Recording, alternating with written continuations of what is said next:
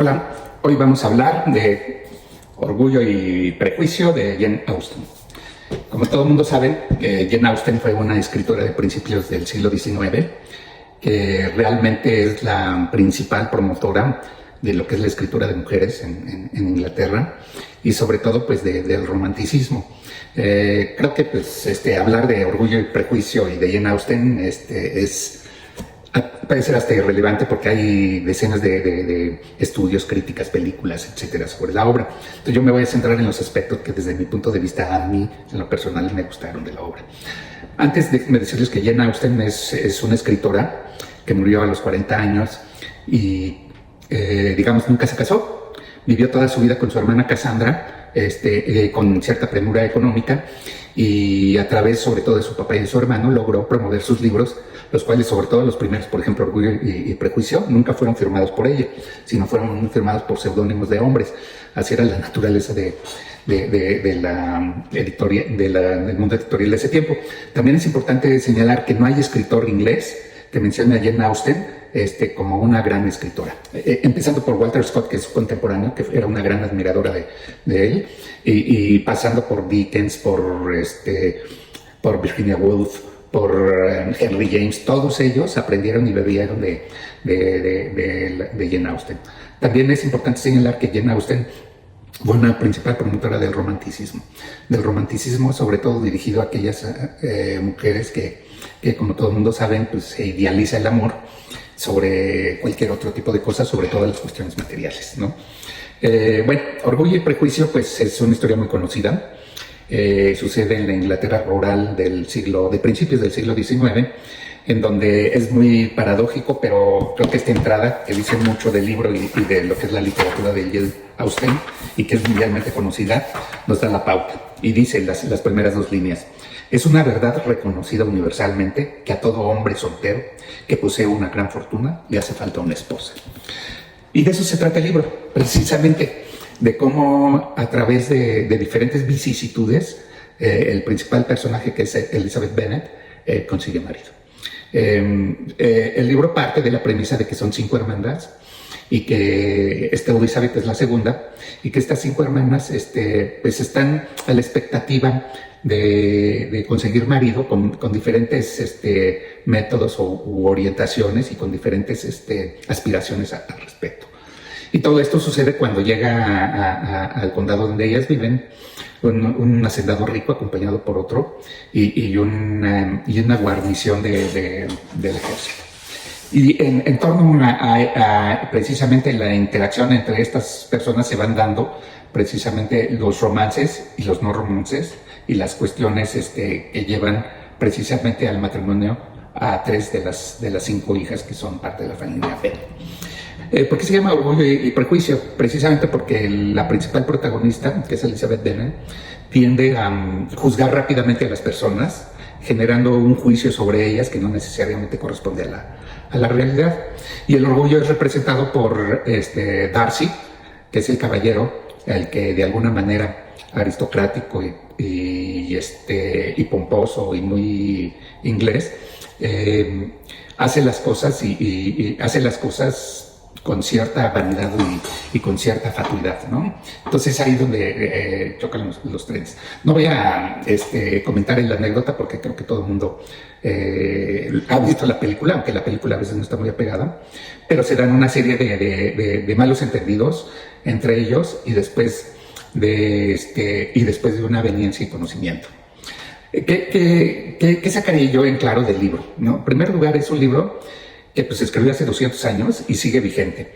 Y no sigue vigente porque yo lo diga, sino porque sigue vendiendo. ¿Qué hace posible eso? Desde mi punto de vista, varias características. Primero, que esté escrito por una mujer y que de alguna manera el hilo conductor es el pensamiento de Elizabeth Bennet. Creo que nosotros como lectores tenemos pocas oportunidades de adentrarnos a la forma de pensar de la mujer, de lo femenino, y de cómo ella va asociando sus ideas a sus acciones. Eso lo hace Jane Austen de una manera realmente espectacular, y en lo personal a mí me encantó porque es muy diferente leer un libro escrito por una mujer sobre el pensamiento de la mujer que un libro escrito por un hombre sobre el pensamiento de la mujer, ¿no? Por ejemplo, con Madame Bovary.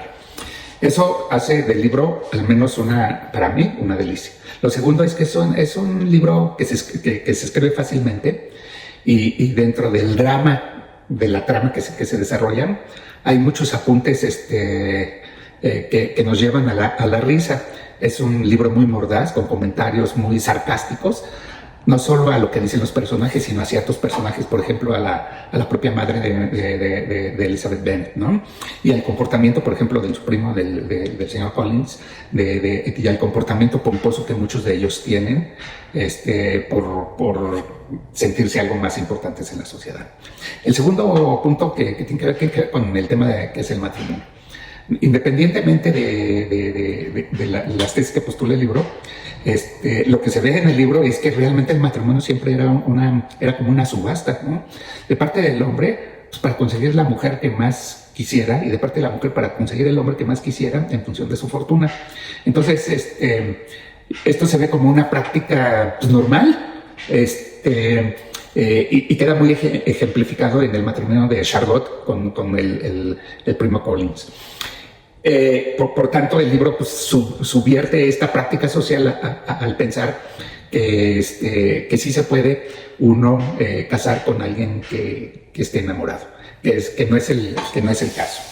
Y esto nos lleva también a que precisamente en la medida en que uno tiene dinero, pues es más fácil que se enamoren de uno que en la medida en que uno no tiene dinero. Desafortunadamente es una forma de pensar que priven del libro y que de alguna manera Jane Austen lo critica, pero está presente como una práctica social, y lo veremos sobre todo en los libros de las hermanas Bronte, por ejemplo, en donde ya la vida ya no es tan idílica como la plantea Jane Austen. Y lo tercero, que es la parte del romanticismo de la empresa, del libro, tiene que ver precisamente con el romanticismo.